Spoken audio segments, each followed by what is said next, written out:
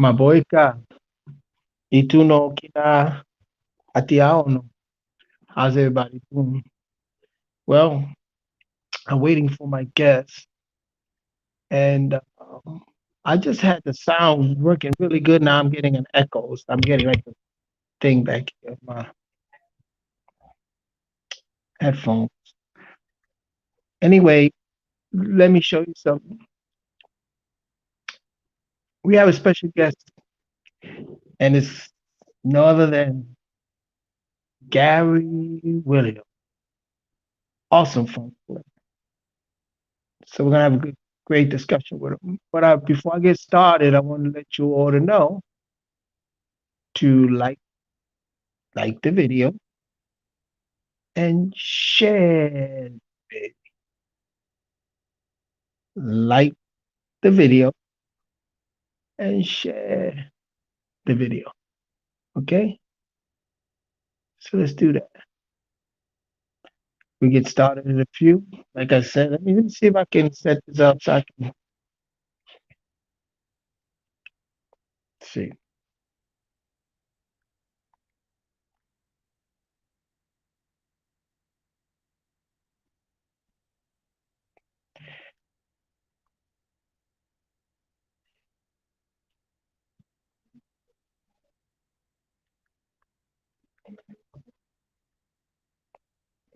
So let me see my Facebook if I can see my live.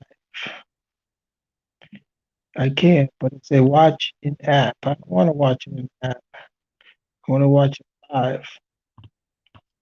So maybe I'll be able to see comments. Uh, might be able to see the comments. Okay, someone's waiting for Gary. I could probably throw some comments up in here, maybe see some comments. I don't know, but I'm trying to figure that one out. So let me just play you something real quick, okay? Just hold on for me for a second.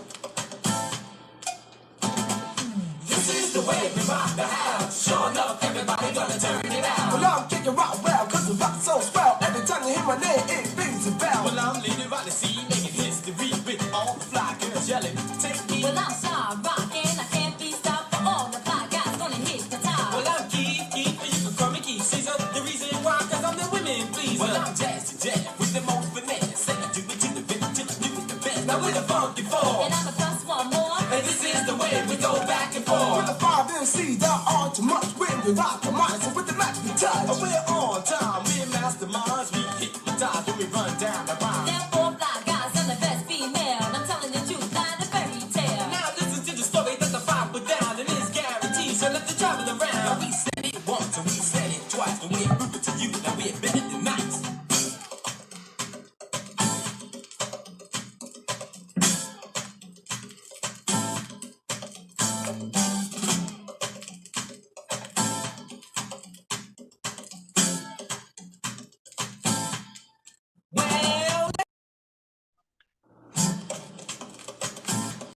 Well, That was one of my first performance for Funky for once more, my professional recording at 17 years old. All right, well, let's see something. Let's get Gary up on here.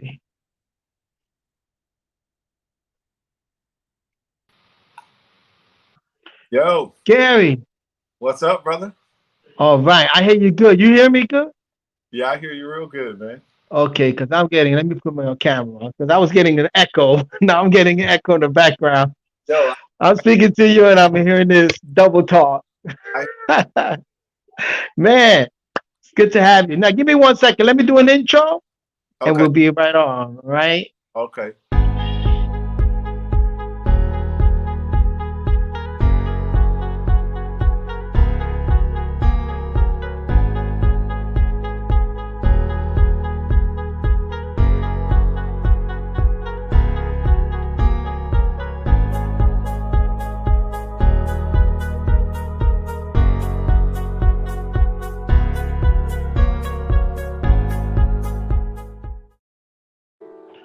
All right, peace and blessing, my people. We got a special today for you. Hey, we're closing out this year with a big bang. Let me tell you. So let me greet everybody and my brother here in Taino language, which is Maboika Itunokina Atiaono. And I've been studying a lot of indigenous language, so I like to use it. So for those who don't know, right here, let me introduce you to the man of the hour, the funk master himself, Gary Williams. What's up? Oh, How you guys? Gary, how you feeling today, my brother? How you doing? Man, I'm feeling good, man. Free to do music, so I'm doing Great. it. Yeah. Wonderful, wonderful. Yeah, you got that piano queued up. That's good. Oh We want yeah. to hear some stuff in a Oh, little I'm bit. always. But anyway, Gary, let's start with what instruments do you play? Obviously, you got the piano there, but people don't know you also play other instruments. So, what instruments you play? Uh, let's see. I I'm a percussion background, classical percussion background. So Mm, so I play all the toys and noisemakers, timpani drums. Uh, I play vibraphone, marimba. Um, most of the percussion stuff I play. I play low brass. I play tuba, and I play baritone, uh, okay. and keys, of course. And I play a little drum kit. You know, I know you play the drums. We're gonna talk about that later. uh, and, um, uh, my voice is an instrument. That's right. Yeah, That's right. The voice is an instrument. yeah. Right? So, what was your first instrument that you started with?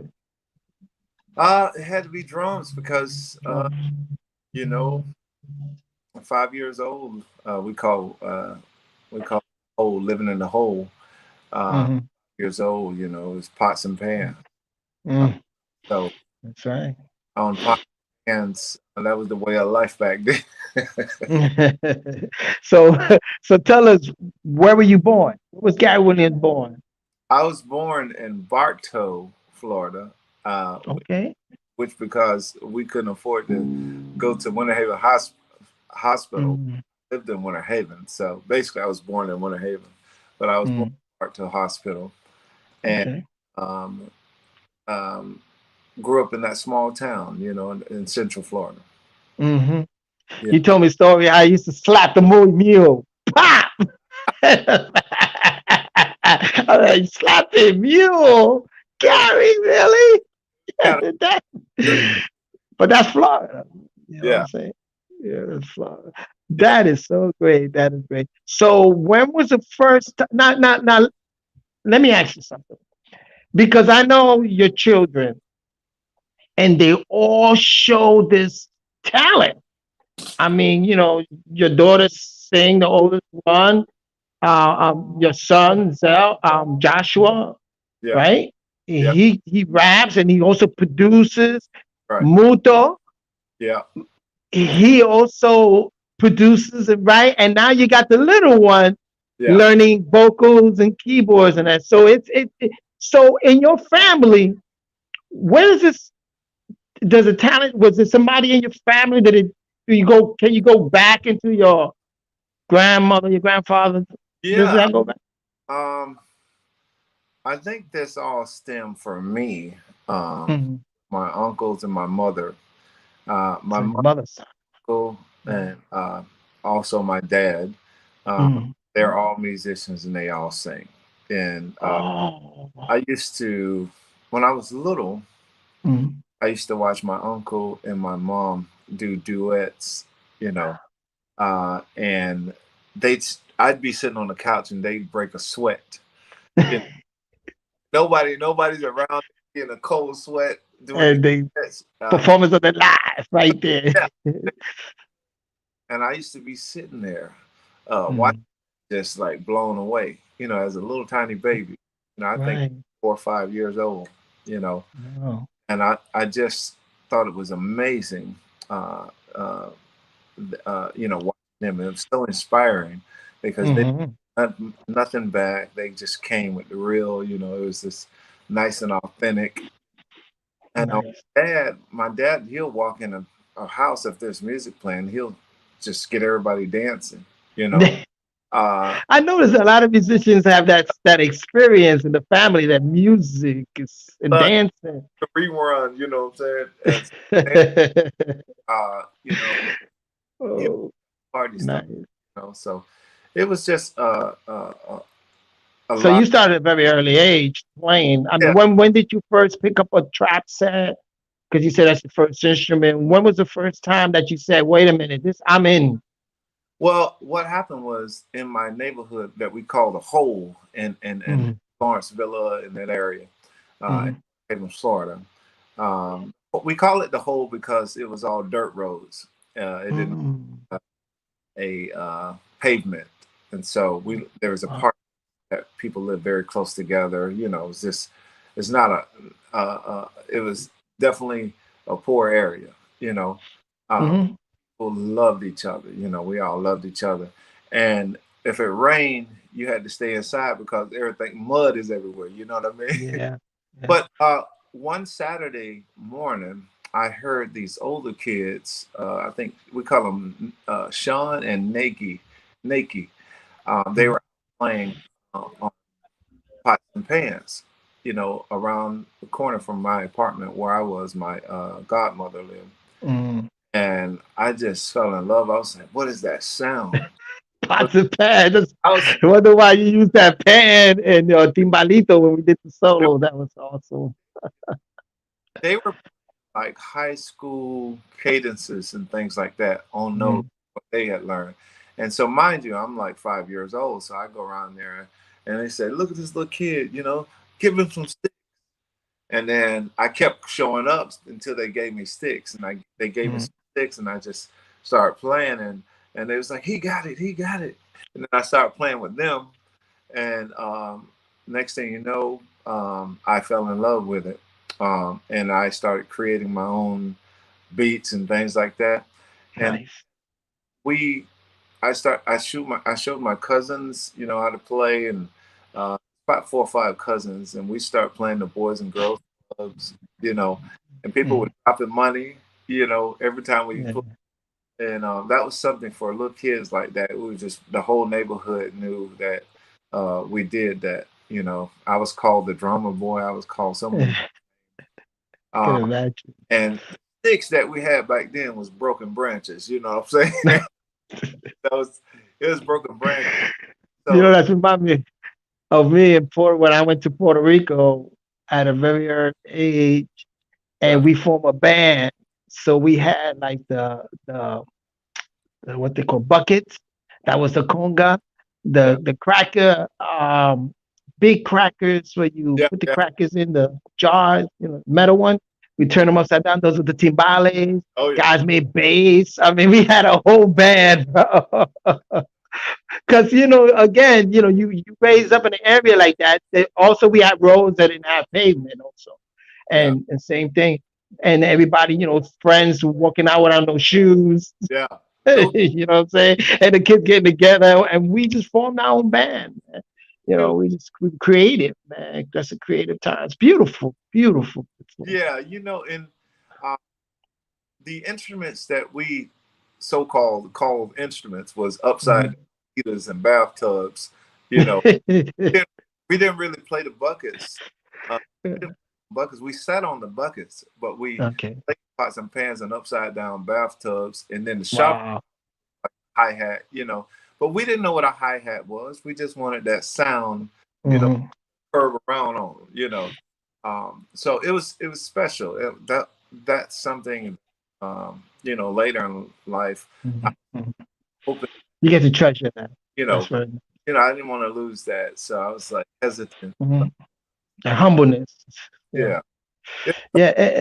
So when you started going to school, were you in the music program? Did you start taking classes at school, like El- in elementary and junior high school? Elementary, all the kids had music classes, and I had a little bit Mhm. than the normal kid. So I had I was beating on the desk, you know. And if anybody's a drummer, I know they've been through this beating on the desk. But Oh yeah. I took the beating on the desk real serious. I took it real serious. I was very competitive about beating serious. So I entered talent shows. So I learned Nice. my buddy Steve Race. We became friends later. He had Mm. a drum set, um, pearl drum set. I'll never forget that gold pearl drum set, and he was playing Wipeout. You know the Wipeout drum solo, Mm-hmm. and everybody lost their minds. And when I got on stage, he was older than me, so we didn't. It wasn't like we were competing against each other. But when I got on stage, I brought my desk, and they were laughing. And I put the microphone down to the school desk, and I started playing the school desk, and the Nice. crowd lost it. And so every Friday, Miss Tysinger, you know, my fourth grade teacher, she let me jam. She says, "Okay, it's time for Gary to entertain." And it was, Nice. and I don't have to tell you, the bathroom, you know, we jam everywhere. You know, Yeah. Yeah. You know. a lot of You know. at the trike meets, we meet in the bathroom, and there was these beat off, you know. You That's crazy. know, if That's beautiful. the whole crowd go to the bathroom, you know, they're supposed to be out there watching the track meet. But those were times, and I never want to forget those because it was so Yeah. it was so innocent, and I appreciate, uh, you know, going through that. You know. Yeah. Yeah. Thanks for sharing that with us. Yeah, yeah, Because that's a beautiful, soulful experience that yeah. you share with us. It's You know, great. and in sixth grade, um, there was a band director. His name was Jim Reese. He was a jazz guy, and I wasn't in band, but he saw that I had rhythm. He let me play at the concert. He let Nice.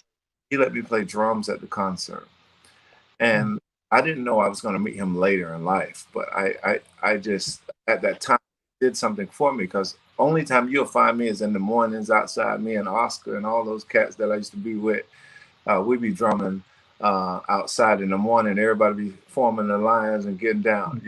Right. Seventh grade, um, something happened in seventh grade to where I didn't really experience my seventh grade year. It was Mhm. more of a military year, I like to call it. Um, Mm. this I is don't the know.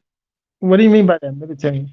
well Yeah, on the there was a bully going around bullying people at the I beginning got of the year, and you know, if you ever heard of the Dawkins family, my family, we was fighters, you know. So if you know what I'm saying, we you. No. wasn't afraid to beat up. We just wasn't afraid. You know? Yeah. I didn't see nobody bullying people around because you can't have a good time, you know. Mhm. And so this guy was bullying people around, and I said, "I'm going to put you to sleep if um keep bullying these kids." He says, "What you gonna do?" You know, he started coming to, and so I've been watching wrestling all my life. So you, a great grand. Were you a big guy too when you were young? I was real thin back then. Real fan. I mean, he could have punched me and knocked me out, but it got him in the sleeper hole, you know. Oh, And so you know how that go. And so yeah. he went out. Coach Frazier came over and tapped him in the back, and then he said, "Go down to the office." And I went to the office, and the principal told me, he says, I think it was Mr. Smith at that time. He said, "We're gonna have to expel you from the school." And I had to go tell my mom that. So that was like horrifying, you know. And ended up going to a alternative school, like a military type school. And this Mhm. teacher, his name was Mr. B. He was like a drill sergeant, and Mm. oh man, that was the best I ever did in school. Man. I love that man. You know what I'm saying? It was the best time, and it was all business. It was so after school, I had to finish my homework and then go into my music and stuff like that. Okay, I So see. now here comes eighth grade, and I'm auditioning for band for the first time. This is where, You mean garage bands or not school bands? like These are garage bands. a middle school band. Middle. um, Okay.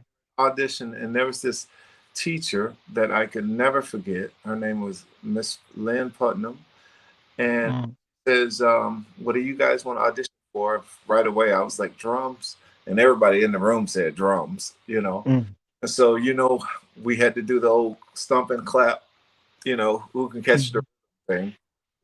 And fortunately enough, I was able to catch the rhythm, and she put me on drums, and she took my hands on the rudiments. She took my hands and showed me how to play the rudiments, the right Oh, technique. nice.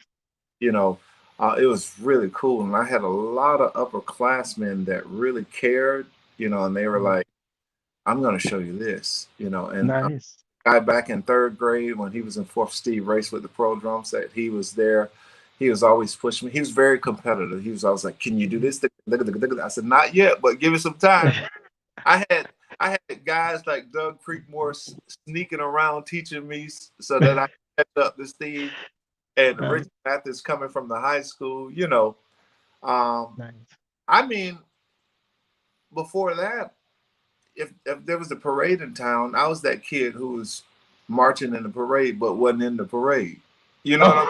Oh, it's like you had that interest. Yeah, You were born to do I, this. I'm I, going to do this. I colors on or nothing, but Coach Frazier, he wouldn't stop me. He'd let me march with his band.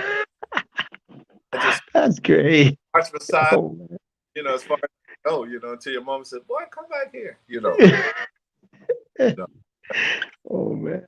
When was the first? So, when is the first? Did you ever join like a garage band, like guys in the neighborhood? When was the first time you ever experienced that? Like, with a garage I think, I would have to go back to the junkyard band, with the band? Judge. with my cousins, um, Mm, and letting us play. That was the first experience. But with instruments, that was around high school, you know, high school. and Usually that's I was playing with a couple, Tim Wetmore, uh, Jerry, and Chris, and Tony Stark, and drum kit, and I was playing vibes and keys at that time. mhm. And I also ran back into that sixth grade jazz teacher, high school jazz teacher at that time. Mhm. It's a small town, so you're gonna run back into some. So wait a minute. So when you picked up the keys, it's just something that just came naturally, and you just started going at it. Yeah, I never took piano. Um, Mhm. I was a mallet player and still Um, am. yeah. I would have liked to take lessons, but we couldn't afford that back then. Uh, Mhm. and also, that wasn't even in my head. I was still thinking I'm a drummer. Uh, Okay. I was auditioning for everything you can think of. Um, Mhm. Solo and ensemble, all state, all county. I was in all of those things. I was always striving to be better. I was always first chair in like all state, um, Nice. and it was something that I really wanted to. It was challenge yourself. That's what all state is. It's Mhm. not like Mhm. you're challenging other kids. You Yeah. go play the audition, but when you get to the actual all state rehearsal, you see all Mhm. these kids that'll blow you away. We just sitting there, you're like, wait a minute now. Mhm. How did I audition better than this kid? Mhm. That Yeah. was it taught me a lot about preparation and being prepared on the piece of music, you know. Mhm. Uh, But you know what really got me the most back then was the particular songs that we did, and the songs that I heard Mhm. throughout those times affected me in a way, creatively. It all Mhm. stuck with me, and I know me and you've had this talk years ago about being creative. Mhm. Um, it affected me in a way like those melodies, like I still remember my middle school Mark of Triumph that Robert Shelton wrote. It wasn't a famous piece. It was a well-known piece in the southeast region. Um, Mhm. still remember ba ba ba ba. and you hear that, and you're playing timpani drums, you're gonna feel that for life. You, Mm. you know, it had this one section that was going ba da da da da da da. Mhm. And it had this big push, and this was played on not mellophone, French horn, French no baritone. Mhm. Okay. This was played on baritone by a kid named Stephen Wyndham. He played this one solo.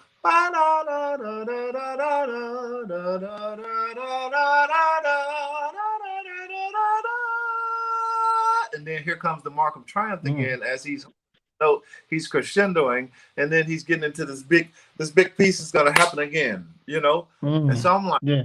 So there's how a could you movement in that music. It's like yeah, big and then small and big and just yeah. crack. I mean, That yeah.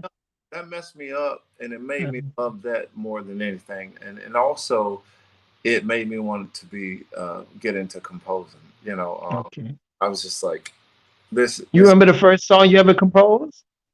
yeah.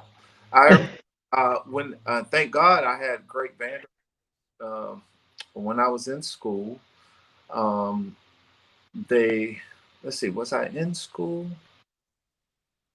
Yeah, it was. I was in high school, and I was composing drum features, like drum features for high school drum line. Okay. And then right after I graduated, about a year, 1991, somewhere around there, I composed um, a couple of little small snippet tunes. I composed a piece called, I call it The, because I couldn't really think of a name. Give you a Right. piece of it, what The sound like. Let me see if I can find this. Give me 1 second. Um, but I haven't forgotten these things because they mean so much to me. Um, 1 second. Mhm.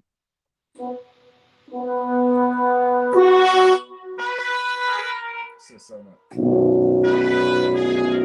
See.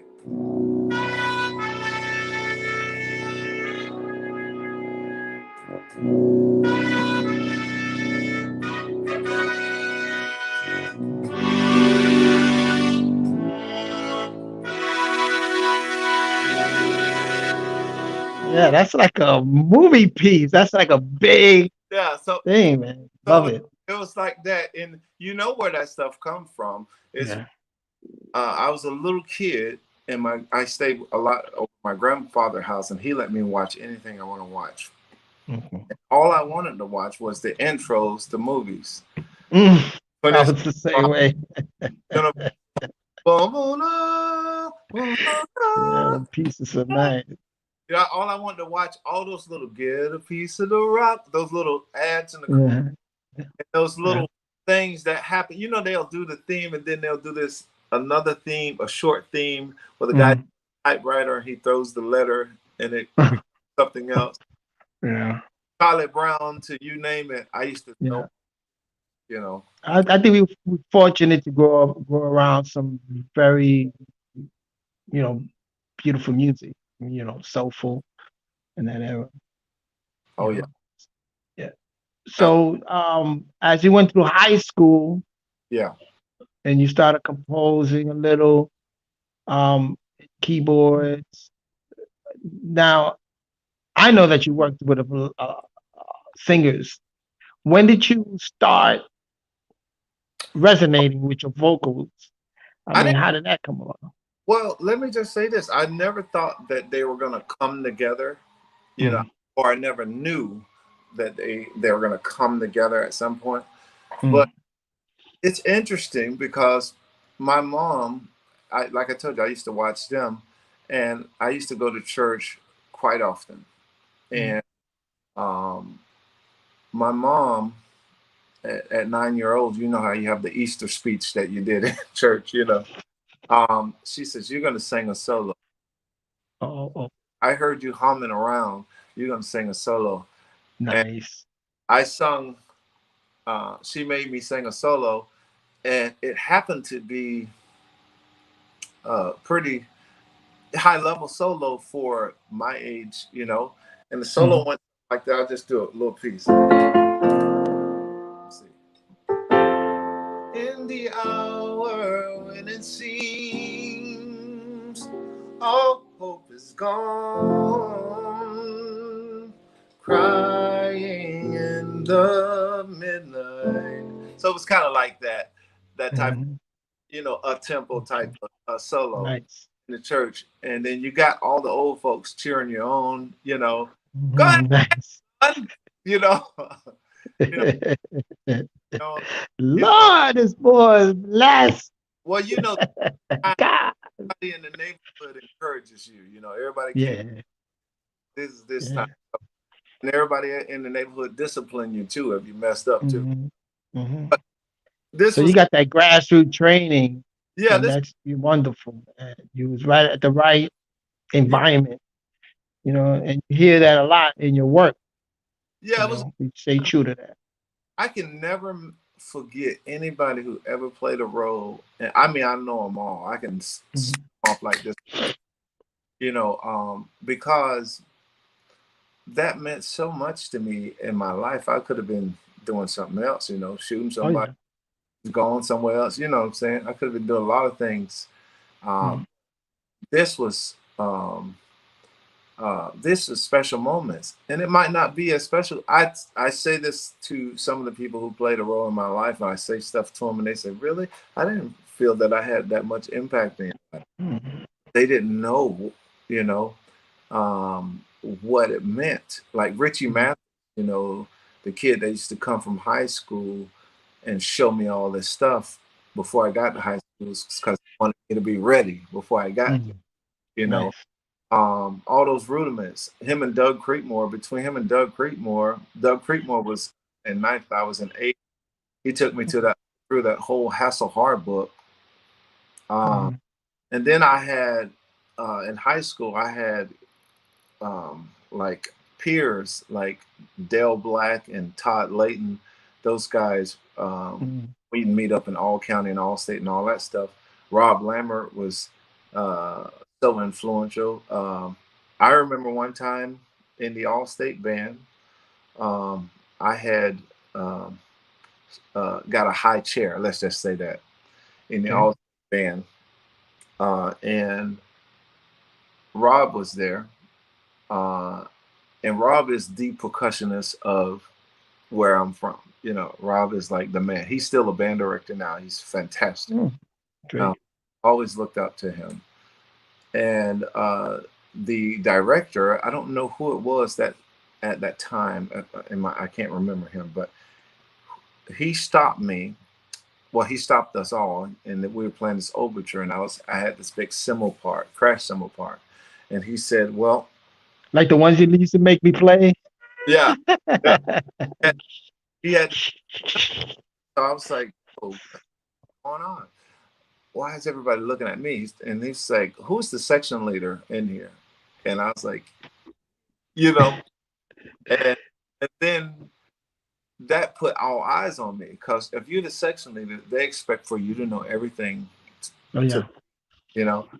And this man took 30 minutes to show me how to do a crash cymbal to the teardrop. You After that session, and I got it, everybody cheered it on. And then after that, Rob's like, "I'm gonna show you how to play all these other toys." So that again, you how could I forget that? You know, Yeah. I It's in your treasures. You don't have you to know treasure your memory. I became the simple man after that. Mhm. Simple man. Nice. You tell me how to build, I tell you how to put it together. So let's move on forward to Yeah, that.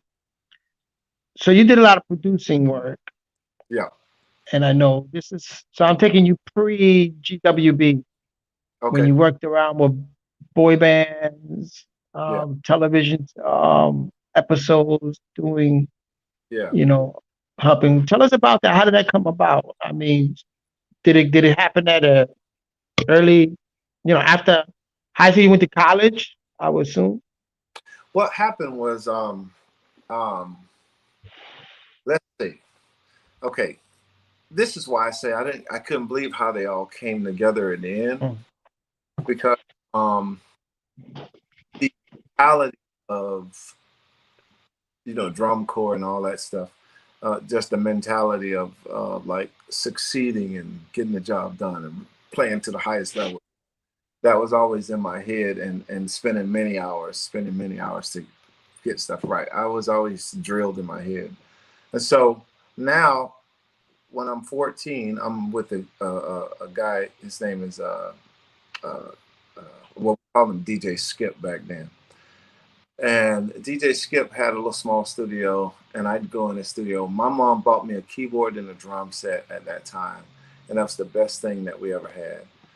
Nice. We formed the rap group. I can't think of the name of the rap group, but I know the people. We called one cat Muscle Man because that's the hood name. And Muscle then man. Joey Nice. Joey was the other rapper, and we all rapped together, and we formed a group. We went to the recording studio at 14. At And 14. Okay. yeah, it's downtown studios, and recorded. My mom paid for us to go there.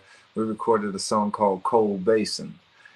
That's when Mhm. bass, was hitting. That's like 84, 85. You know what I'm saying? When bass, 84, 85. That's right. you know. And so before Miami took it over and it got crazy. Hmm. And so um, we had this special kind of bass, which you and I could relate to drum and bass that came later. That was the That's right. same sound that we had back then because I used the Juno One that my mom bought me to create that bass. And Hmm. so that in our song, because the reason we did cold basins is because the neighborhoods used to have the bass off, cars pull up beside each other. We wanted the deepest bass, and we wanted Hmm. something because everybody had just 808, but we wanted a different dark, you know, Hmm. That bass. quad bass. Yeah, we wanted something different that dropped long, and they were like, "What?" Of course, I mean, we wasn't good rappers, man. We was it was what it was. But um, that's when I started producing music, on drum machines and keyboards. Uh, Hmm.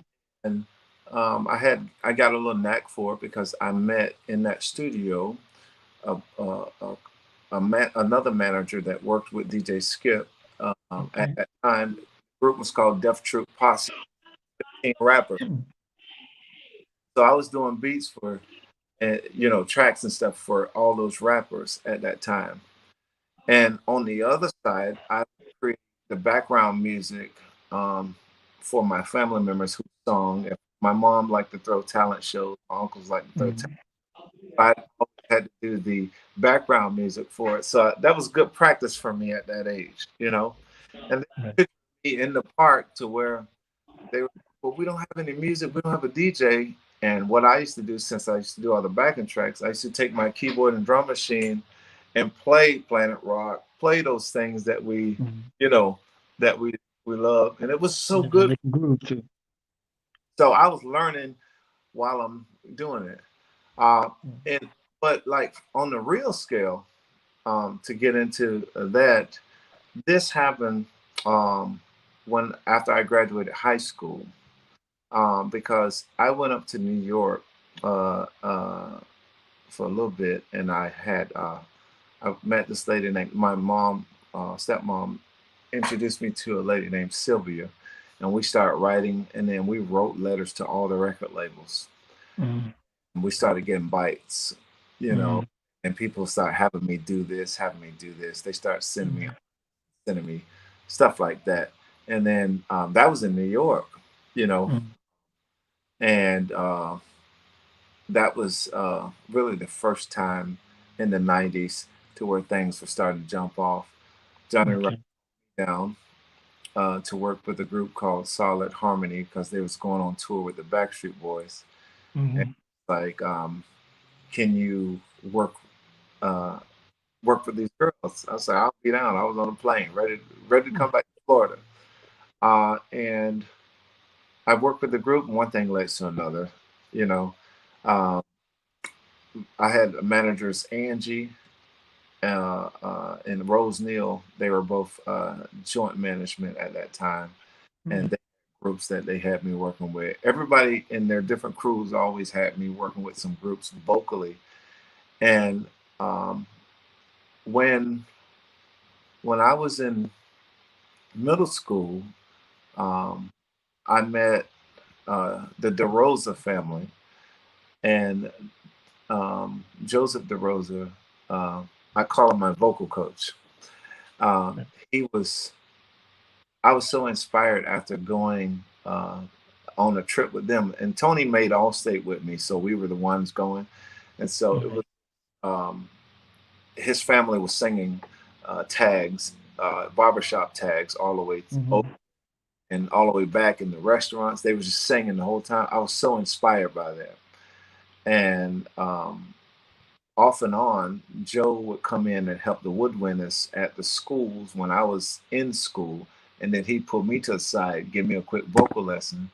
And so I was learning that stuff from him. I learned barbershop stuff from him. And that's all about harmonies and stuff like that. Right. So, And that's when you started working with the band boys. yeah. Yeah. The boy bands. Right. I mean the singers.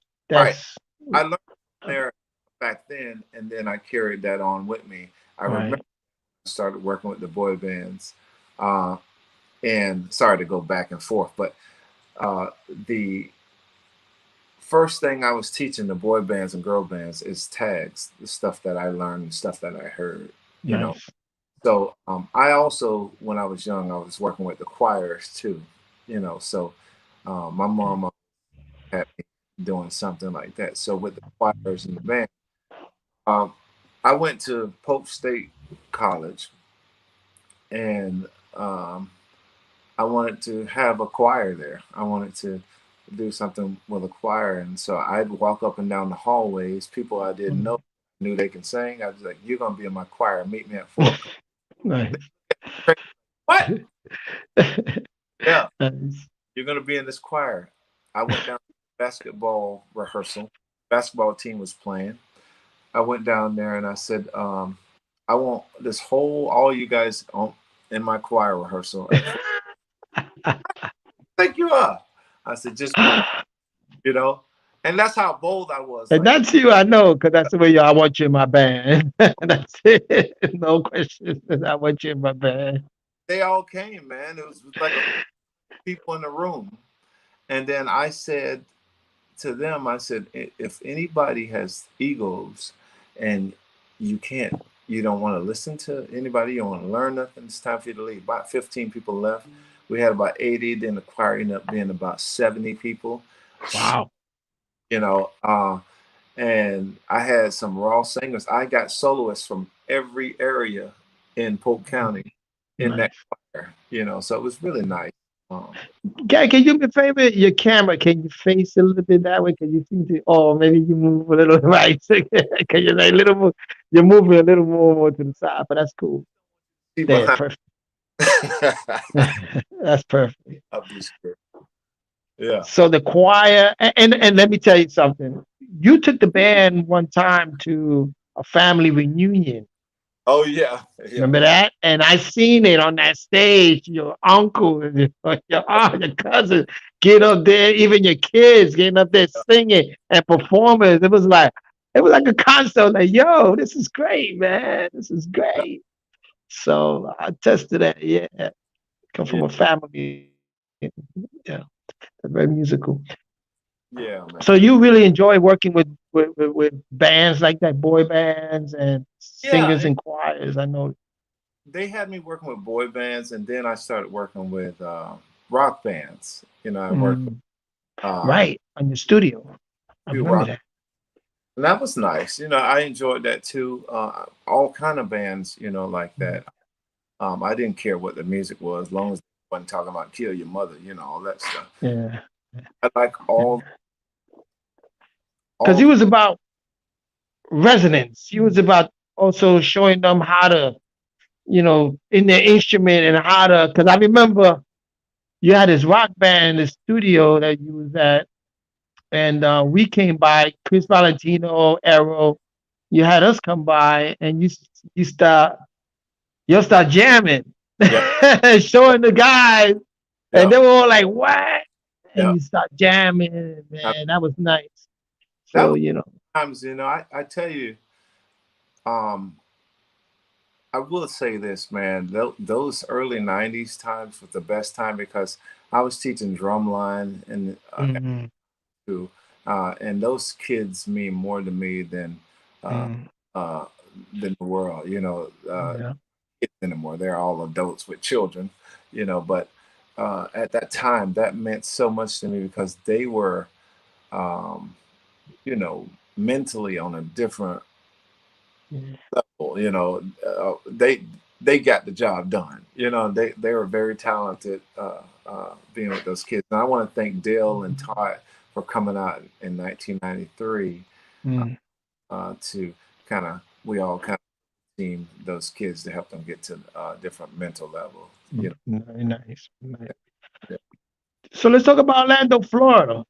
Orlando, Florida.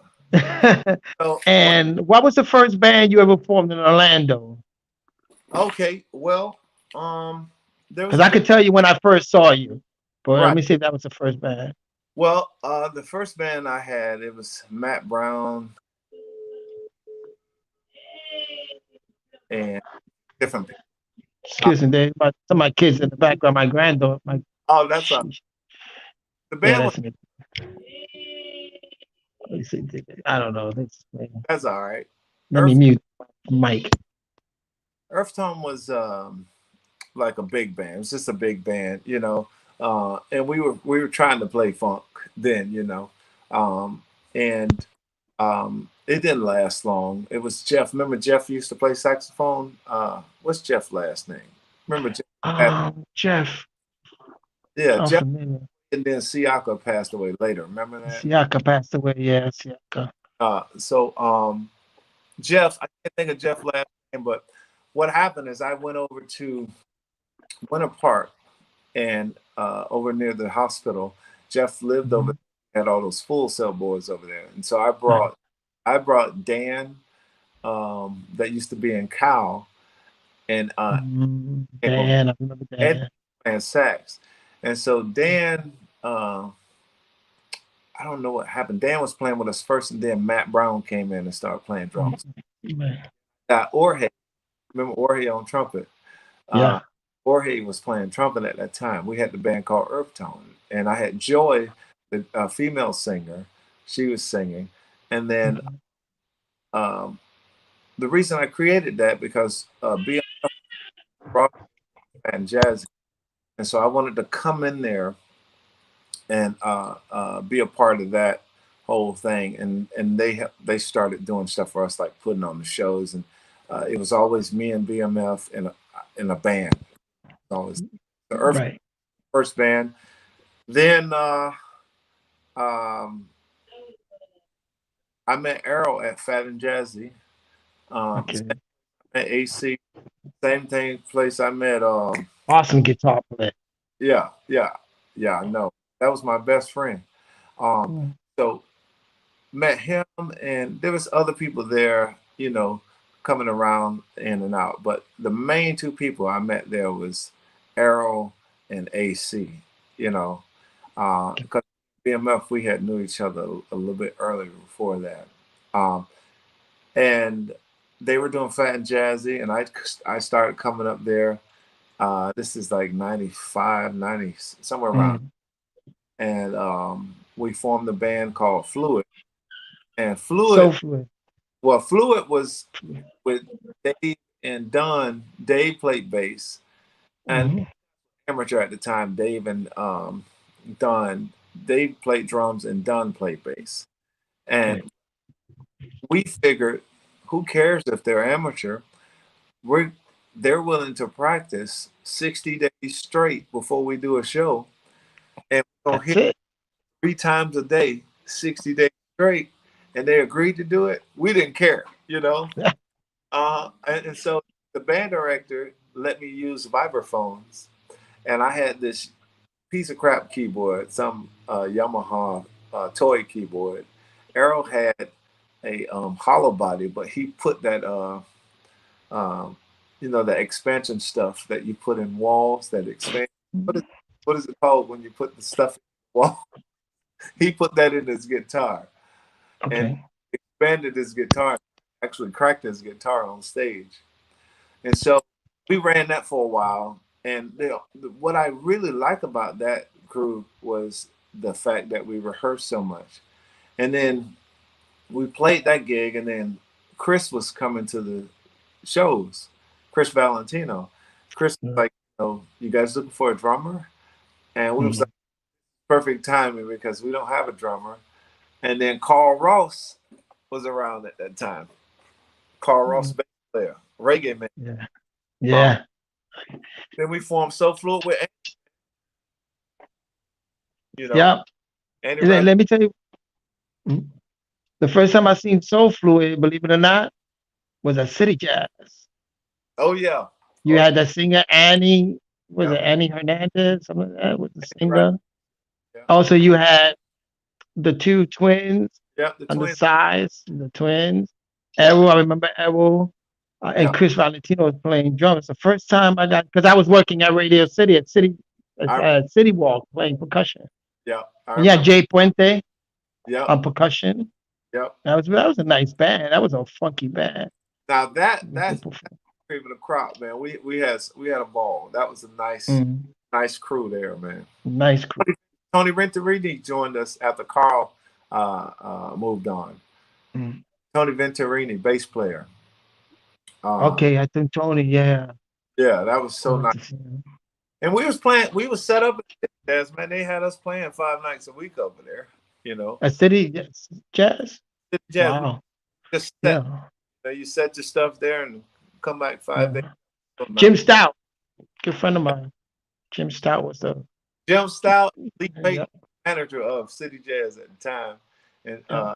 uh, they them two got us in there, man. They kept us in Mhm. there for a while, and I mean, Nice.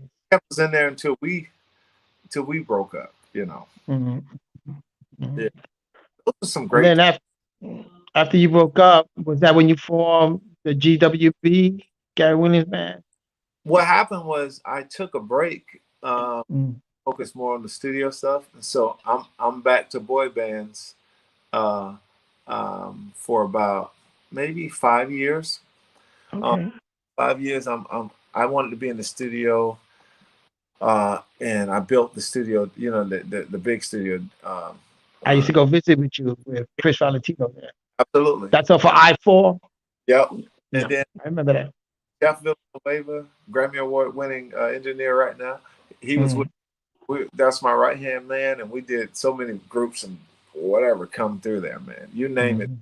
through there. And um, it was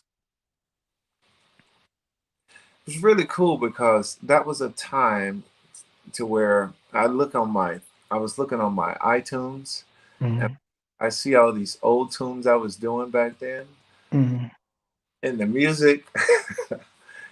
Some of that stuff is timeless, you know. Mm. Some of the stuff is timeless. I agree. I mean, it's tons of music here. You know, Mhm. I must have 35 drives, and they're like 3 terabytes. Wow. You know, 3 to 5 terabytes of stuff of music. Wow. So I'm like, we were cooking. We were cooking. I mean, it was just eating and stuff at that time. As far as creativity, we was using, you know, the facility. We were in there hitting it. Now, of course, just because you got a million songs, that don't mean you got a million hits. Right. But it's just the fact that you get to exercise your craft, you know, and it was Yeah. um awesome to be able to do that. And I did some great things with Jeff. Um, um, Nice. and so at that time, Bill was coming into the studio, Chris was coming to the studio, you were coming down, and we would just have people play on different tracks, you know, different songs and things like Yeah. that. Bill came and played on a Thalia. I was doing a remix for Thalia, Tommy Mottola's wife. Right. And they wanted her to be more hip hoppy, so we did the "Baby I'm in Love," and I'm Mm. gonna play a piece of that for you if you don't mind, just like Yeah. Well, no, go right ahead. so. I'm supposed to have these prepared. Huh? Let's see. Uh, Yeah, it was just okay, here we go.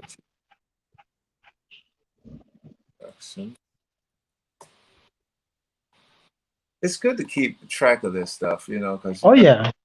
it's just, you know. So this is the song I did for Kylie. It's called "Baby I'm in Love." That's Phil on the horn. No, really? Nah.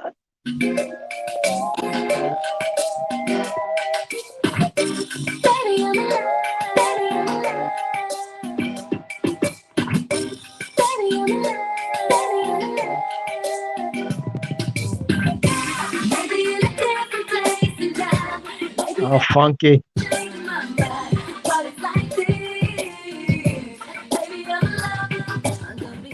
Basically, you can hear Bill back there kicking it. Yeah, I heard that. You when you was recording it, you let Right, me hear it. right That on. was the Absolutely. nice. And so, I mean, Jeff and I, we did all kinds of music. There was no to. It was some funny stuff that we did too. I mean, I ain't gonna sit here and tell you that Mhm. all these singers were great singers. We were behind. We used to get up under the vocal booth sometimes and scream and laugh. That's just we call it Yeah. like doing something else, not singing. You know, but that was some fun time. But see, I met Bill there, and then Mhm. Hardy Boy was in a band with Hardy boy. Candace Ackler, who later became one of the stars of Vampire Diaries. And Mhm. she had a rock band that she was working in, and I put these prodigy kids around her, different, Mhm. like awesome kids, and they all these kids that had chops. But these kids were so humble. They reminded me of the drumline kids. They practice Mhm. every day. They show up, and the what was interesting is that Hardy Boy, Kevin Hardy, we had a special bond. Excellent guitarist. Oh boy. Bond. And so Bill, Kevin Hardy, I spoke to Gerard at the social, Mhm. and Gerard and BMF, they was like, you need to come back to the stage. And I was, Mhm. man, I don't want to come back to the stage unless we're gonna, go. We're gonna do it for real. Mhm. I met with Hardy Boy, Bill, and Howard, and we got together. Then Hardy Boy, Bill, Howard, and you. One Back at the music store, we used to right rehearse. store, and then we planned our first rehearsal. Remember Mhm. first Right. rehearsal down at Discount Music? Discount music. That's Yeah, right. and I kept all those rehearsals. I kept Right all on. I kept all the videos of those rehearsals. It's all, Nice. and you can see us rubbing the green off. You know, and people Yeah. don't start a band. It doesn't matter who you are, how much chops you got. The band is green when It's it's. green. Oh yeah. I mean, it doesn't It's a matter. process. And it was like for all of us, um, some of the stuff that we do, I have it here, man. I Mhm. listen to those rehearsals sometimes. I crank up. For example, let me play one for you right now. Hold on one second. Oh no. Uh, let me see. I think I have. Let's see if I can find this. Do I have this? Oh, here we go. Let me see if I.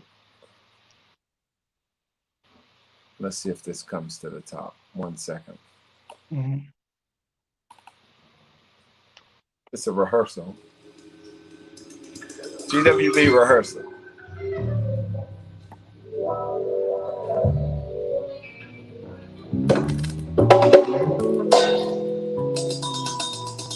That's Carlos back there, y'all. That's crazy.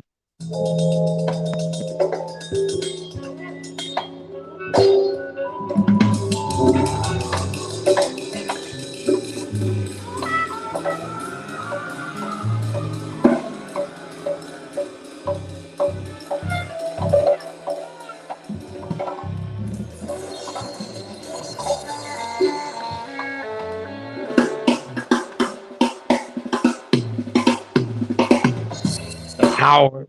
Remember that? Uh,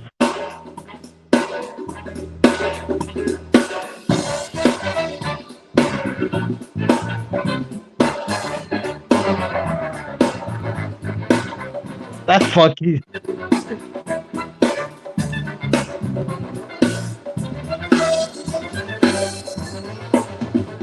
mean, we were like, Oh man, that's cooking. I, I have some of that. That's funky. But you know what I like about that band, especially that first band, is you remember we had a Wednesday rehearsal and it was Mhm.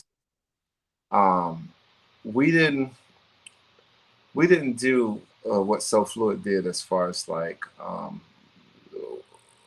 plan 60 days and hit it every day because everybody had families and we had had to do regular life because Right. what age I was when I did that, you know. Um, Mhm. but we did have a consistent rehearsal that was Yeah, every we day. did. And the first thing I said to the band, I said, "This is the project band. Keep other bands that you're in, keep doing that, and let this be the project band. And we're going to turn this into something amazing." Right. And what I love about that is that, you know, we watched each other grow uh, through that whole process. Uh, Yeah. no egos, no Mm. egos. That's the first time playing with zero egos, you know. Right. When we got on that stage, we used to play a lot of social Yeah, downtown. When yeah, we played, it was packed. yeah, I mean, standing room only. It was just yeah, packed, packed. And yeah, the intensity of the band was just there, man. We used to great performance. yeah. Right. That was very nice. To I really enjoyed that because I Mhm. knew that had some on the edges. We're gonna polish those. We got every video of mostly every performance, but definitely mostly a video of every rehearsal or an audio Nice. of every rehearsal. And we Right. used we rehearsed on stage. You know, we Mhm. all rehearsing on stage. We wasn't in a room or anything like that. We always rehearsed on stage. We was mic'd up. Yep. You know, but do you remember? I'm losing you a little bit. Can you see Okay, me? there you go. I can see Okay. Do you remember? I need to get over this way. What's this? you. Yeah, But you keep moving that I way. Go the other way. know. There you go. So, but you remember? We used to do 1922 songs with no breaks, uh, Mm. and Yeah, straight.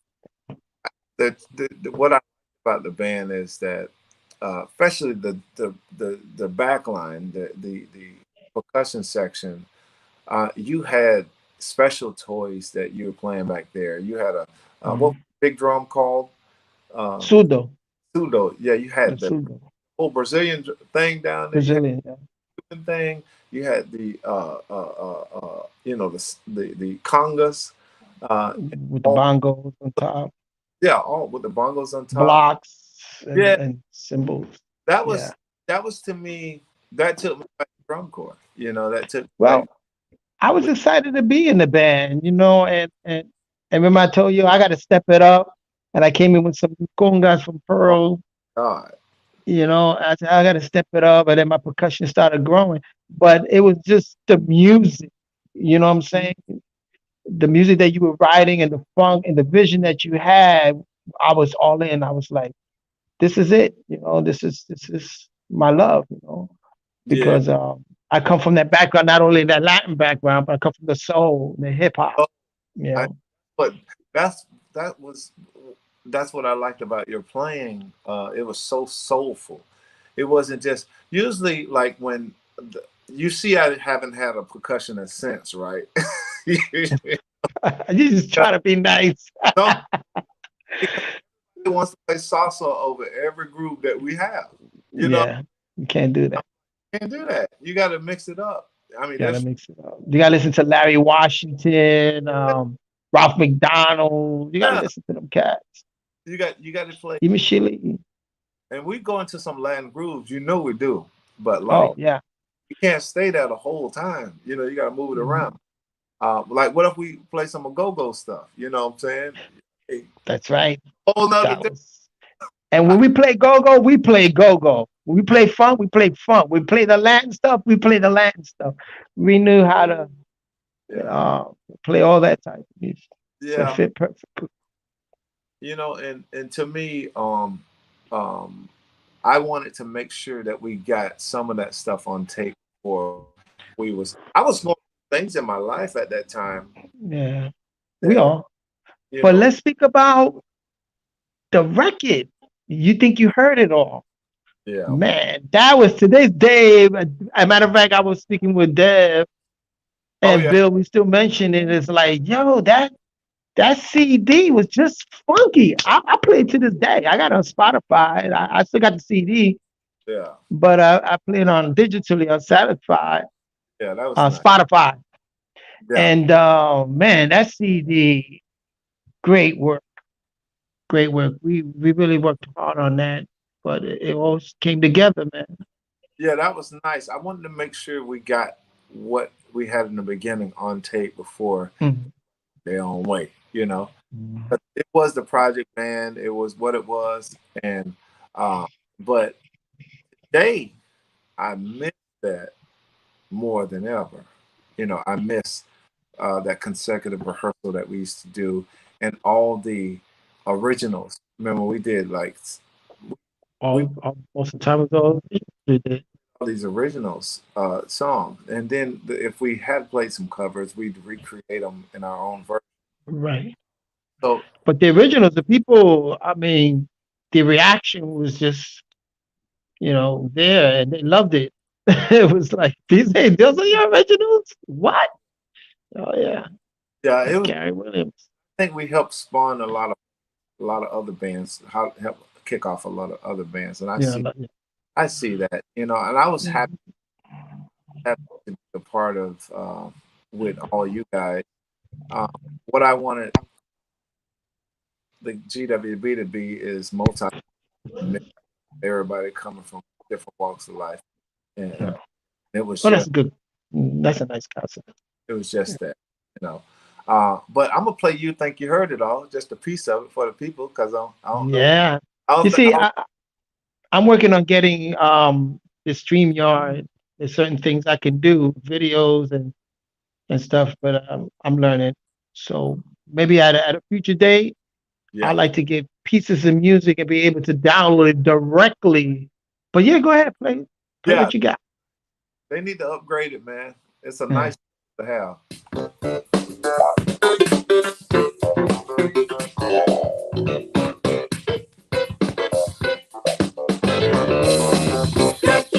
Out of your seat, let me see everybody's name. And what just bring the funk that makes you wanna dance? Put a little more baby hat to keep you on the time. Make you want to groove. Another bit of the time to make you lose your mind. Wait a minute, let me drop it low, cause I'm taking out my bass. Just give me some hand drums, that's how you sing on the bass. Gonna make you fall to your knees when I'm tapping on the keys. Gonna make us my face up when the horns play melody. You got me thinking you're hiding all by yourself. Ain't saying nothing back. Oh, that's so funky. That's what I'm saying. Yo, to the people out there listening, this is the funk master. I don't care. You gotta just, man, you gotta recognize, man. Yeah, Really, really, really. I just enjoy those songs because it was the funk. I grew up on that stuff, man. But I never heard any funk like that. It's like you used to always tell me, I gotta get some chicken grease. And this is like that chicken grease funk. It's just like carries the coma, stuff like that. I said, oh, you're taking it with some nice southern homegrown funk mixed in with the New York element. And then of course the members of the band bring in their element from that's you know and everybody contribute. I remember every name. We mhm, had different members come through, but the core um, mhm, was what really kept everything together. right. The people on this record I mean, I had three guitarists on this record. Well, four Mm, guitarists on this record. I had Jeff Medina, I had mm, Hardy Boy, I had Quinn, right. I had Fred uh, playing. Fred was playing lead guitar and some rhythm on this song. This Fred, Right, Fred was nice. Yeah, Fred yeah, nice. yeah. I mean, he did. Man, I lost contact with Fred. I gotta get back in contact with Fred. Yeah, he did. Funky, funky. All those guys were great in the rhythm. And I remember we were playing Getaway, recording Getaway. You and I, so we go in and do our part. And Yeah. Jeff Medina came in. I wanted him to do a solo on Mhm. Getaway, but believe it or not, the solo was way too complex. Jeff got so many chops. I, whoa, whoa! He was like he was playing notes. He was going. He was taking it out there. And taking it out, so Jimi Hendrix type of extraterrestrial out. Oh, he went to Mars on it. Wanted to go Oh no. there, but I was like, the rest of the song needs to go there too if we did that. But I Mhm. ended up just playing the keyboard. Casey was like, play a keyboard solo. Yeah. I just played keyboard. But there's a lot of feature moments. Like I love the Udo you played on just because, and All and right. just so you know, that's what I'm working on this next record. Just because the Udo will be on there, Okay. have it on there. Go for it. And So let me tell you something. Yeah, when I used to bring instruments like that, Udu or the yeah, shekere, you have me in the studio, oh yeah, do all the songs, just check it,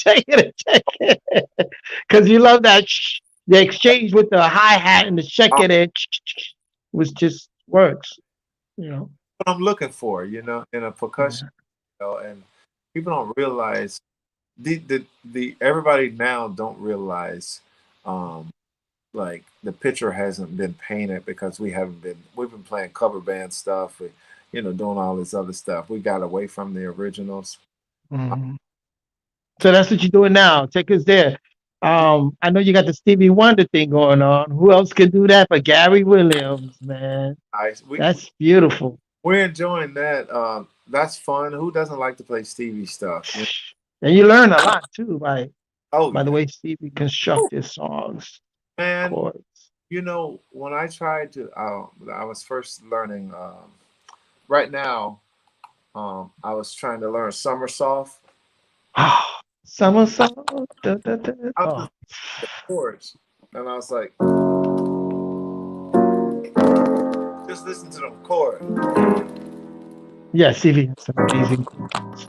That's beautiful stuff. I was like, what were they doing back then, man? The first thing I learned on piano was whoa, what's that noise? Okay.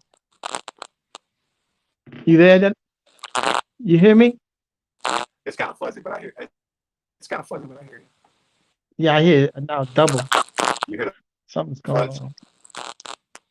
Let me see, make sure I don't have nothing else open here. No, we're good.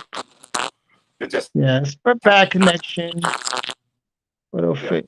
But what I was gonna say about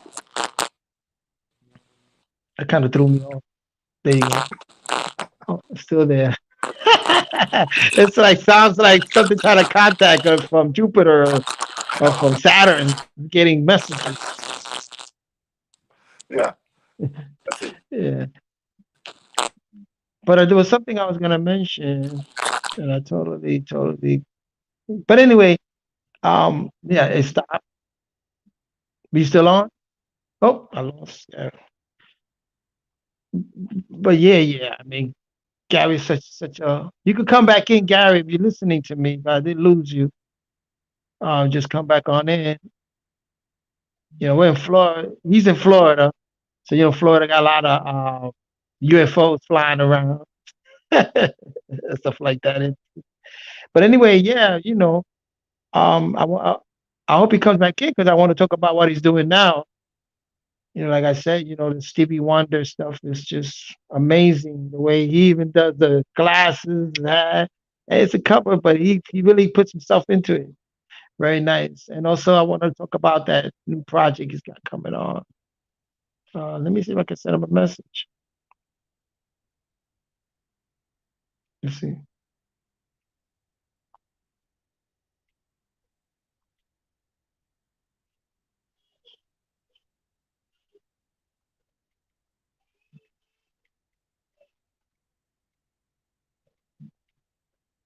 Let's see. So, I don't see him yet. But yeah, sometimes technical things, you know what I'm saying? We're using Wi-Fi even. Oh, here we go. Let's get him back in here. Uh, There you go. Gary, there you go. I see you. I had Man, I had to switch to my computer because this thing died. yeah, that Yeah, sounds good. It looks good too. Get you up yeah, close. yeah, Yes, so like I was saying when you was gone about the project that I wanted to speak with you about Stevie Wonder project got going on, and also your new CD that you're working on. You know, album. yeah. I mean, the Stevie project was something that I've always wanted to do. And I sat back there. I was working on a different project before, like backing band. We were going to be the backing band for MJ project and a couple other things. And Okay, I just thought about it. I was like, let's go to the teacher and right, and do the teacher. So right, we started the Stevie project, and it's basically a tribute band. And so we do tribute band gigs and stuff like that. Um, nice. and it's been going pretty well for us. We've been gigging pretty regularly. We'd like to get more, but COVID, yeah, disrupted everything. COVID kind of messed up everything. But Mhm. it's going pretty well. Everything's going pretty well. We got some gigs coming up in Dallas, and we're going to start moving around the state a little bit with that project. Nice, Yeah, Derek Harris and Paul Chong and Christian Ryan, Derek Light on drums. mm, Let's see, Todd Washington on bass, um, okay, and CC on vocals. yeah, Cece, You know, that's uh, because Bill and saying, Bill and Deb are gonna be in now. Hopefully, we can get you down here on that project. I'm only 8 hours away, but 8 hours away. So you need me at 8 hours, I'm there. We You got to give me a day in advance, we and I'll need be there. that project. You know what I'm saying? Yeah, Yeah, yeah, but yeah, so what do you see? Well, I'm gonna tell you something. After this COVID is done, after the lockdown is done, a lot of great music gonna come out. yeah. I think this is the time that we should all take advantage. I'm practicing a lot, even Right, though it's sticks. Always carry my sticks with me. I'm banging on the bed. right, Got my claves right here. right. And that's the way I keep Oh myself yeah, in tune. I oh don't yeah. have, I can't play my drums here, but I'm trying to bring my drums over. Right You on, know, so right that on. should be happening. I'm trying Oh, to build a studio here also. So, with the technology now, I could open up a session here, record it, send it, to you, to whoever, and, yeah, get into that. absolutely, You know. man. Yeah, So man. there's a lot of things we can do. Yeah, as Mhm. soon as you're ready to record, it's done. It's a Mhm. done deal. And on the live floor, because we're trying to get in Vegas, we're doing all these things. We were just getting ready to set up stuff to get over there. We got a couple of good agents. We've been working Mhm. with Maximum Bands. I want to give a shout out to them for booking Mhm. out of the Nice, nice. and so we're trying to get around and through So the Gary, where can people listen to your music? Let's get some social media website up here. What is it? You can go to, let's see, you can go to iTunes or Spotify and you can just type my name Mhm. in there. It's on Okay. YouTube and everywhere you can hear the first album. So Uh, just type in Gary Williams. yeah, you can type it in anywhere. Gary Williams Band. Right. It's spelled, Bang, Gary Williams. Bang. I'm gonna put that in the chat here. yeah, spelled So, Gerry. right. And you can find it anywhere. It'll pop up. We have a Mm. couple of videos out there, and we got a full album out there. And so for your listening, Uh, this album here, man, um, I wanted to make this album about the different times in my life, like from childhood to now, you know. And so the music has those elements in it from back then to now. Um, Mm, I decided to just make music and not worry about what time we're in, you know, that type. right. That's where we're at right now. That so I got Mhm. it may have 33 songs on it. I don't care, whatever Mhm. Hey, got to be, got to get it out, you know. And I'll probably release them all as singles and then do a big album at the end. I don't know. Do you find that because a lot of I spoke to a lot of artists and had them on a podcast, they're saying that it's better to pull out singles and singles and singles, and then I guess make a compilation of all those singles at one point. Yeah, Do you find that to be the situation now? yeah, that's the way it's going. And the other thing Mm, is that where my mind is about music, and you're the same type of person. I have appreciation for the art. I just want to put good mhm. energy out there. Right, I'm not worried about if I sell a million copies or anything like that. right.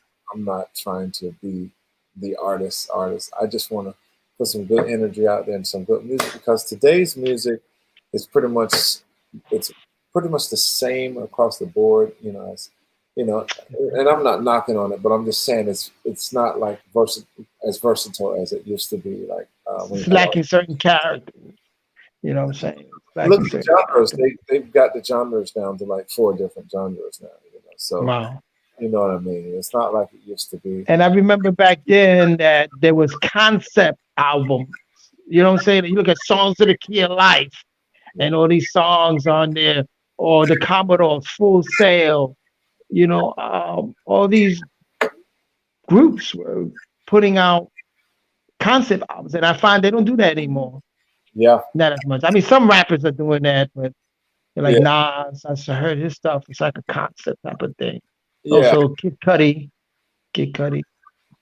yeah, Man, I gotta reach out to your son, Zell. Man, yeah. I Zell, want to do a, I want to do a little hip hop yeah, podcast. I'm proud of him, man. He's doing Christian rap right now. And he's Nice. rocking that, and so I like Christian I'm rap. proud of him.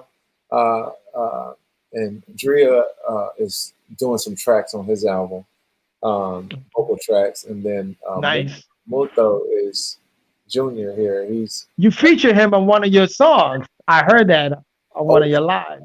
this kid, man. He's tough. And I remember he was in the room when we used to rehearse in your house. Remember?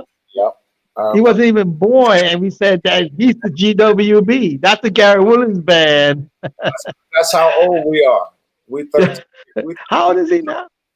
He's 13. Ah, We're 13 13. years old. Boy. Woo, Gary Williams band was 13 years ago. Yeah, Wow. that was fun Time flies. times, man. I remember because the first wave we had Jimmy, Clay, Jimmy, yeah. Jimmy Art, on bass. Howard, um, Howard on drums. Jamie, Before he went to White Club. Evan Yeah. Bill. Yeah, yeah. Even Eddie Marshall was in there in the beginning. Eddie Marshall was on Right. very sax. That's the sax player. Yeah, yeah, Yeah, I remember. yeah, That was yeah, a play flute. yeah. Marco played with us for a little bit too. Um, Marco Wright on the bass. He played a little bit yeah, with us. yeah, We had a lot of cats yeah. Corey coming came through. through there. A lot of cats came through there. Corey on trombone. Um, Derek Harris. Yeah, yeah. Derek was in the right at the end of the core people leaving. Mhm. Right. Derek came in there. Jamie Gonzalez Yeah, that was doing the conch shells, remember? uh, That was a great performance. bad boy, man. Yeah. I didn't That's know called Bill. after Jamie um, moved on, we got Derek. Um, I was glad that Derek had skills. Oh, Um, Derek has a I was glad funky way of playing too, very you know? funky way, yeah, very funky Yeah. way. So it was nice to have him in there. Yeah. And then he introduced me to Paul, and which where we have what we have now. Roland started playing with us Roland on guitar, guitar. Um, funky guitar player. rhythm guitar too. Roland's a monster. Yeah, So yeah, I mean, and Clay was playing trombone with us a little bit. And AC came in a few times. I Yeah, seen that video that yeah. you did with Clay and Anthony Cole. Oh yeah, Wow, that I was think it was on a radio station or something. Man, that was funky. yeah. Because Anthony is just a funky player all around. Oh yeah, yeah. He's ridiculous. Mhm. I have a some favorite drummers like here Mhm. in Central Florida, and of course AC is at the top of the list. Um, Mhm. but like Ryan and Gerald and Derek, the drummer I have now, I like Mm. I like So Nate you Shin. got some, yeah. I caught some of the Yeah, videos. I said, yeah, you and, got some I awesome mean, players. of course, I miss Howard. You know, Oh, Howard. Howard was just in the I miss pocket, Howard, but you know what I'm saying. just in the It's pocket. good that these guys are here. In Yeah. Central No, Florida. not to discredit no drummer because everybody has their style. It's just that Howard was a drummer that he he was like a Steve Smith. Was it Steve Smith? No, Nate Smith. He Yeah, was just like in the pocket, just in the pocket. I don't know what I can say. It was just funky. his pocket drummer, man. And then we had Oscar. Oscar. Oscar was so. I mean, I seen him climb Oh yeah, and did some extraordinary work. Oscar. Oscar was nice That too. Yeah, was fun. Oscar was we an had some good drummers. entertainer too. And Yeah, you know what we wanted in the GWB. We wanted entertainers. yeah, we wanted that's true. everybody to entertain.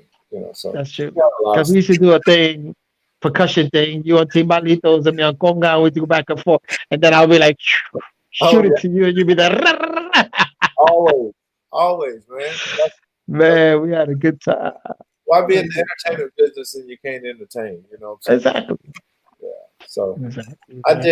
I love all styles of music, and I love the fact that we did those theme shows. You could do that with the old GWB because we had that consistent rehearsal. Mhm.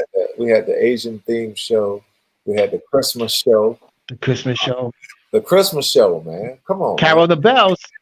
I Uh, just posted on my, I yeah, shared it from your site. yeah, the patriotic show we did. Yeah, I remember that. I took out the flag at the end. You had me take the flag. We had the Latin show where we did Malagueña, BMF, That's all the. right. To me, it makes it worth doing it when you can get full creativity going. Yes. When everybody's stepping up and jumping in there. Tim was in the band playing trumpet along with Bill. Yeah. Remember that Tim was funky, wasn't No, funky guy. Funky he? Tim. Yeah, yeah. Funky. He has some really good, Nate Anderson, was it Oh, Nathan great, man. on sax? Nice. He's the one that recorded me in his house for one of your songs. Yeah, hold on. Hold on. Yeah, I still got I that brought on. out all the arsenals. I laid it in the room and just set it up. And we was recording it while you was on the phone. Like, okay, make sure I get this. And we are releasing that one on this record too. Hold on. Oh, you did? So Nice. it's gonna be. You know what I'd like to do? I'd like to get the core people, you, Bill, and Dev, especially, um, and then put everybody else around that, and kind of get that momentum, uh, Yeah. that creative momentum that we're doing. Start doing more originals. I don't play many originals. I play like 2 or 3 originals now, but we don't play Oh, many man. originals now. And we have some really entertaining music. If we can start rehearsing, COVID has put us down, but even before that, we weren't rehearsing. You know, Mhm. uh, we were rehearsing when I was last in the studio behind Lake Highland Prep with me, you, Mike, and Casey. Right. Uh, Rehearsing it a lot. Rose Yeah. and Quinn came in too Quinn. before that. So we was rehearsing. I got a show that you must see. It's a show that we played. We have our favorite places that we play. Mhm. Of course, the social, and then Jesse's was one. We did Jesse. a couple of Stevie tributes with Will's Pub and all that. But I have a show on video that I will send to you to where Mhm. from top to bottom we recorded, and the camera is mostly on you, and it goes through the whole show, and you really get a chance to see what the rhythm section can do. You know, Wow. You you gotta can send it to me. I think I want to I say don't it was either Oscar or Mike on drums, one of those two, and it know. was in Winter Haven at Jesse's, and we played basically almost our whole repertoire. The first time, Man. the only show I've ever seen where we played uh, Think Fast, Blackbird, all these songs, all these instrumentals that you and I know that a lot of people I play with today they don't know what that is. Yeah, Well, they got to go back. I posted on YouTube the Gary Williams Band on YouTube. You get to see a lot of those performances. yeah, You know, yeah. It's about entertaining, man, and we need to bring that back. yeah. Yeah. Well, let's see. I know 2021 is going to bring us. It's going to be a good year Oh yeah. for music. Yeah, music, man. I'm motivated, so it's Me great. too. Yeah, yeah, bro. And the reason why I'm doing these podcasts is to keep in contact, keep the momentum going, Yeah, shed some light. Um, yeah. Before this COVID, I was starting to work with a performance, a venue here, huge venue, nice, big stage. And I wanted to bring a lot of artists over to North Carolina, Charlotte, and Right. uptown. There's So I was been working talk on it. about us coming up there. Maybe you can play with us when we come up there.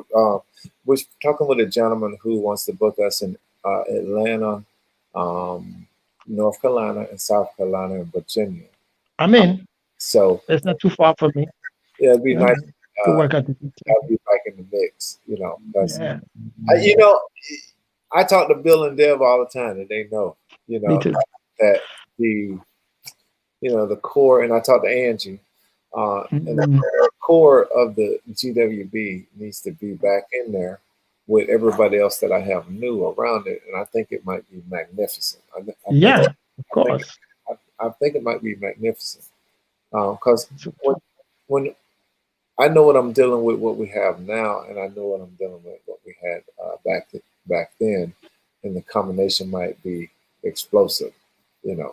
Something new. We always thought you and I, we always was on thinking big. We were always thinking, Oh yeah, about the show part of things. So have to. yeah, we used to play off each other, which was great. And Yeah, Kev came in there. Kev was entertaining, on saxophone. yeah. Kevin Scott That's came right, Kevin Scott. That's right. Can I forget Kevin? Awesome sax in player. there, I and like to do a podcast with a lot of the horn section. I might just label the DWB horn sections and have all of them at one time. Talk uh, about their playing and ability. oh yeah, oh yeah, That'd be nice. yeah, man. We it'd be nice to have a reunion and try to play some of those old tunes that we did. Oh Um, yeah. uh, there, I think it was educational for a lot of bands that was coming up. Young bands that was starting out. It was good for them to see that there was something like that was wrong. Because Mhm. I definitely wanted to see that when I first came here to Orlando. Well, I'm in St. Pete now. But when I Mhm. first came to Orlando, the first band I saw was Big Shirley. So that was the whole P-Funk thing they were doing. Everybody was on the front row. That's the Mhm. first band I saw. And so I was like, okay, I'm looking at Clay over there getting I down. got something for y'all.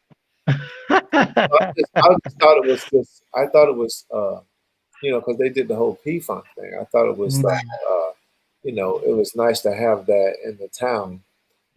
Because at that time Orlando was starting to thrive, Because and then, a lot of musicians are coming everywhere. That's about the time that I got to Orlando. absolutely, it was like country music and death Remember metal. Eugene and Umoja? Eugene Snow Yeah, Snowden? and Umoja came, and Eugene and I put together a group called Afrobeat Soul. I think you were in that group with us. Yeah, I did some work, Remember? yeah, on Um, stage. Yeah, it's social. Afrobeat Soul. I wrote a song called Putamaya. And that was Yes, that one I that goes. remember. Yeah, I remember that. Now, and Yeah. remember the 6/8, man. Remember we used to do. Others. Oh We my used to god. do, yeah. I used to just strap a djembe on, play djembe. Oh my We god. did 6A like crazy. That was fun Yeah. stuff. That was fun. Yeah, very Yeah. funky stuff. I mean, we could talk about this all night, man. All night, all night. So But many. so what main projects you got coming up? You recording your CD. You got any gigs that you wanna promote here right now? I mean, you got Um, well, I'm playing at jazz stations. I've been playing a lot of gigs with the trio, and okay, these boys, they're basically the rhythm section for Harder Than July. And now we have a okay, Lionel Richie tribute band that we formed with the same nice. group of people, except for I'm gonna have someone else play keys on that, so I can Okay, kind of get out okay. and lose some weight a little bit. You know what I mean? So I'm looking for my Lionel Richie wig. I got Lionel Richie is I got my man Lionel from the Richie Commodores. Oh, the you're gonna do songwriter. ballads, then I know you're gonna do those big ballads because he was a big ballad Oh, guy. come on, man. And so, um, what was interesting is, Jeff Medina, he plays with the Commodores. Um, Oh, okay. he's That's on right. tour with them for a few years. And, uh, they came to town and he had me sing for them and stuff like that. That was real Nice. nice to You see that. ever you ever get to meet Thomas McClurry? Because he lived in Orlando by I, Silver Star. I met him uh, years ago when I had the big studio because I Okay. think they wanted me to work with their daughter at the time, Mhm. way back in the day. But you know, the cats they still killing it. Yeah, he's doing a lot of church stuff. I got to hang out with him at his. He had like a mansion because his wife was a lawyer Right. behind Silver Star, and you know how Silver Star is, right? Yeah. It's like it's kind of rough, but Yeah. behind it they got some big houses. Yeah. And I met him, and I went to his house, and he showed me cause the publishing company Jabote, I Okay. believe it was, Yeah. $35 million check. Yeah. Boy, and he has it in a case. Oh yeah. 35 million. I was like, is that for real? He said, that's what we sold it to Motown that and they paid us. That was our publishing, Commodore's publishing company. I was Right. like, 35 million. Wow. I mean, he used to tell me to play golf all the time with Clavis Avion. Yeah. He said, and then I didn't know too much about Clavis Avion, who he was, and he told me, yo, if you're in a party, there's two people that you want them to give you attention or put their hands on you. Right. Is Quincy Jones, who I got to meet at Radio City Music Hall, and it's Yeah. true. Once Quincy gives you the time of the day and speak with you, everybody gonna want to speak with you. They want to Absolutely. know what you know, how do you know Quincy, Yeah. and what do you know, and who are you, what do you play? Yeah. Clarence Avion was the same way. Yeah, man. You go into a party with Clarence, you want to make sure that he shakes your hand, Yeah. and you're speaking for why everybody see that. The whole business thing about music, making that connection. Yeah. That man blesses you, bro. Yeah. Blesses you. That's And I awesome. didn't know that he was responsible for Sexist record. Sex sucks. Sexist. The record company that did Scorpio with Dennis Coffey. Okay. Remember that song? Yeah. Yeah. That I I record label play was I his. play Scorpio on a daily basis. Yeah. Oh yeah. Dude, I learned that con Alex. man, I I play learned that Scorpio con on a regular Alex. basis, man. That's my joint, you know. But yeah, man, Yeah, those are the things that we're trying to work on now. We got the trio coming up, Jazz Tastings at nice. on the 16th. We'll Okay. be in Winter Haven at Put that Jensen's in here. on the 8th of January. I should have said that one first. Uh, January the we'll, 16th. we'll be live there for all my Jazz Station. classmates. If you're listening, we'll be at Jensen's um, outside on the patio, and then Jazz Stations on January 16th. We also play Sparkman Wharf on the 29th. So this Okay. trio is getting busy, and in between that, we do the big bands, you know. Um, Okay. and the big bands will start back around in February, so we're looking for Okay. that. And this is the trio. Yeah, man. Right now it's the trio, Nice. me, Todd, and Derek. We can be experimental. We can kind of be a little loose. And sometimes the horn players come out, like Derek Harris. He'll come out and jam with us. Nice. Bill with us. Bill is with us most of the time. You see us, you're gonna see Bill. So it's really the That trio. last gig you did, that I heard, was that Bill trumpet? Yeah, yeah, Yeah. yeah. That Bill. Bill has a unique way of playing, very funky. Yeah, and you know one thing I want to say though, the GWB wouldn't be the GWB if Bill didn't help me put it together. You know what I mean? That's the He truth. helped you do a lot of recordings too. Oh yeah, Yeah. Bill helped me put this band together, Yeah. and um, with that core team that we had, you know, uh, Mhm. we need to bring that back. You know, Yeah. That'd so be I'm nice. looking forward to that, brother. Hmm. I'm looking forward to that. Yeah. Me too, man. Like I said, I just can't wait for it. Open up the doors, Yeah. grab my instrument. Woo, I'm Oh out. yeah. Rent a car. 8 hours away, bro. I I can want to do it. get I want to get the same instrumentation. You know, the pseudo drum, the shake and the udo. I want to get Oh all yeah, of this. You know, yeah. the I'll same. bring it. I'll bring Yeah, it. yeah. I Let's can make do it it. work. I can make it work. So you want to close us out? Well, we've been here for already for about Oh yeah, an hour and 40 minutes. yeah, man. So let's close this out. Anything you want to tell us, or you have a keyboard there? Anything you want to play? Anything you want to Oh do?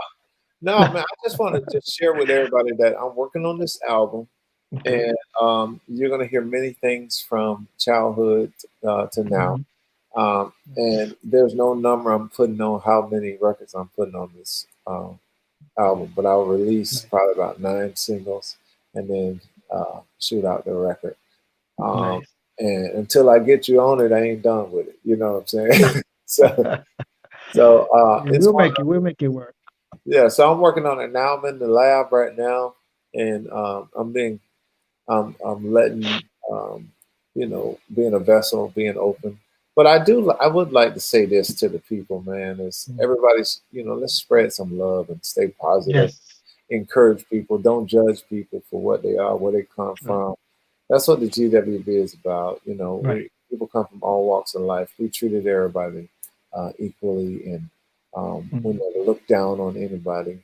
I remember me, you, and Chris and Errol having a religious discussion because we're all from different. You know what I mean? Chris, yeah, we have a discussion all the time. I But you know suppose what I'm saying? the era, yeah, we And do have a discussion. those times they can be intense, but we never let that mess with No, no. us. I mean, Saying, as you grow, you know, I'm big on morals and ethics, and one of the big moral principles is to be tolerant of others' differences. You yeah, know what I'm saying? absolutely. You know, to be tolerant. And So that's yeah, I do podcasts about that. awesome, Mental health right? and yeah, morals, ethics, because I try to hone that into the music too. You gotta be That's tolerant. exactly. That's what I'm talking about. Everybody loves music.